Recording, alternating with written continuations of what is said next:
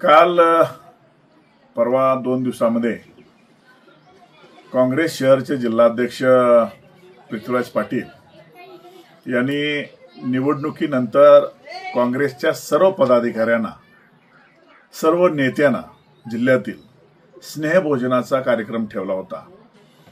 त्यांनी अधिकृत पत्र काढून विशाल पाटील जे बंडखोर उमेदवार आहेत काँग्रेसचे यांच्यासह सर्वांनी एकत्र यावे, आपण निवडणुकीच्या काळामध्ये केलेलं काम याच्यासाठी सर्व कार्यकर्त्यांना स्नेहभोजनाचा आस्वाद, आनंद आणि परत एकदा नव्या उमेदीनं नव्या विधानसभेच्या कामाला लागण्याच्या सूचनेसंदर्भामध्ये स्नेहभोजनाचा कार्यक्रम आयोजित केला होता।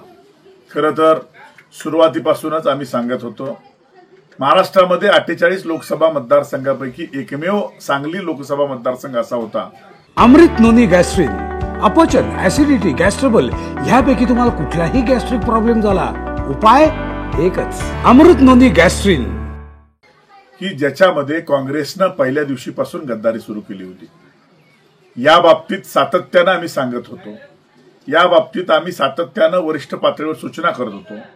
राष्ट्रवादीनं देखील सुद्धा सुरुवातीला या ठिकाणी आम्हाला मदत करण्याची भूमिका घेतली, परंतु शेवट काय झाला हे सुद्धा आपण सगळ्यांनी पाहिलं असेल।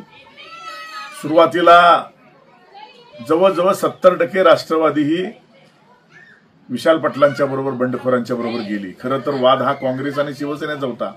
राष्ट्रवादी का गेली हा आमच्या पुढचा प्रश्न होता। उर्वरित जी राष्ट्रवादी होती त्यांनी अधिकृत उघड भारतीय जनता पार्टीचं काम केलं। काल घेतलेलं स्नेहभोजन हे काँग्रेसच्या जिल्हाध्यक्षांनी घेतलं, याचाच अर्थ असा की अधिकृत गद्दारी केलेल्याचा पुरावा हा त्यांनी या ठिकाणी दिलेला आहे। म्हणून आमची काँग्रेसच्या पक्षश्रेष्ठींच्याकडे मागणी आहे की पहिल्यांदा काँग्रेसचे जिल्हाध्यक्ष पृथ्वीराज पाटील यांची पक्षातून हकालपट्टी करावी। आपण विशाल पाटलांची हकालपट्टी केली नाही याचा अर्थ असा समजायचा का गल्लीपासून दिल्लीपर्यंतची सर्व काँग्रेस ही विशाल पाटलांच्या बरोबर उभी होती? हे आम्ही म्हणत नाही। तुमचा जिल्हाध्यक्ष अधिकृत पुरावा सगळ्यांना एकत्रित स्नेहभोजन देऊन आणि या स्नेहभोजनाला भेट द्यायला विशाल पाटील येत आहेत, याचाच अर्थ असा की आपण महाराष्ट्रामध्ये सांगली जिल्ह्यामध्ये लोकसभेला अधिकृत गद्दारी केली आहे याचा पुरावा देत आहे। आणि म्हणून काँग्रेसनं खऱ्या अर्थानं जर येणाऱ्या काळामध्ये महाविकास आघाडीला सांगली जिल्ह्यामध्ये महाविकास आघाडी म्हणून पाहायचं असेल तर आपण तातडीनं विशाल पाटील आणि पृथ्वीराज पाटील यांच्यावर पक्ष हकालपट्टीची कारवाई करावी, अन्यथा सांगली जिल्ह्यामध्ये परत महाविकास आघाडी होणार नाही। आमच्या पक्षाच्या श्रेष्ठींना सुद्धा आम्ही सांगितले की आपण महाराष्ट्रामध्ये काही करा, परंतु सांगली जिल्ह्यातली ही गद्दारी आम्ही सहन करणार नाही। एक वेळ पक्षाने आमची हकालपट्टी केली तर चालेल, परंतु काँग्रेसच्या या नेत्यांना परत येणाऱ्या विधानसभेमध्ये आम्ही विधानसभेचं तोंड पाहू देणार नाही। हा मात्र विडा, ही मात्र शपथ आमच्या सर्व शिवसैनिकांनी सांगली जिल्ह्यातल्या घेतलेली आहे। महाविकास आघाडी का केली जाते हो? एकमेकाच्या पक्षाची एकमेकाला मदत व्हावी म्हणून। भांडण हे उमेदवारी मिळेपर्यंत असतं, पण एकदा उमेदवारी जर महाविकास आघाडीची जाहीर झाली तर मात्र या ठिकाणी भांडण आपलं संपलं पाहिजे।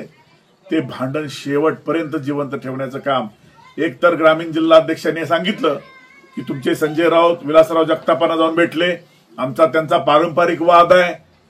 तुमचा त्यांचा पारंपरिक वाद आहे, मग त्याच विलासराव जगतापनी तुमच्या बंडखोर उमेदवाराला पाठिंबा दिला आणि त्याचंच काम तुम्ही केलं, म्हणजे तुम्ही त्यांच्याबरोबर गेला तर चालतंय। आम्ही सदिच्छा भेट घ्यायला ज्यांनी स्वतःच्या पक्षाला भारतीय जनता पार्टीला विरोध केलाय त्या नेत्याला भेटायला गेलो, कारण त्याचा आपल्याला पाठिंबा मिळाला, त्याचं आपल्याला सहकार्य मिळालं तर आपला उमेदवार अधिक सक्षमतेने निवडून येऊ शकतो। यात गैर काय? तुम्ही तर अधिकृत त्यांच्याबरोबर गेला, अधिकृत व्यासपीठावर जरी गेला नसला तरी आपले 100% कार्यकर्ते हे विशाल पाटलांच्या प्रचारात होते, याचा पुरावा काल त्या ठिकाणी जिल्हाध्यक्षांनी दिलेला आहे। आणि म्हणून आमची मागणी आहे की पहिल्यांदा काँग्रेसच्या शहर जिल्हाध्यक्ष आणि ग्रामीण जिल्हाध्यक्षांची दोघांची पक्षातनं हकालपट्टी करावी, विशाल पाटलांची देखील पक्षातनं हकालपट्टी करावी, तर आम्ही समजू की काँग्रेस महाविकास आघाडीमध्ये सांगली जिल्ह्यामध्ये महाविकास आघाडीच्या उमेदवाराच्या पाठीशी आहे.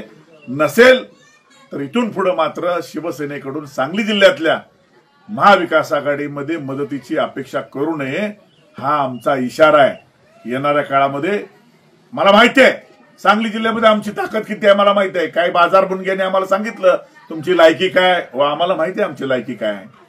आमची लायकी निवडून येण्याची नसली तर आमची लायकी तुम्हाला मात्र पाडण्याची 100% आहे. हा इशारा मी आजच्या या निमित्तानं देतो. माझी पक्षश्रेष्ठींना विनंती आहे की याबद्दल तातडीनं ऍक्शन घ्यावी. धन्यवाद.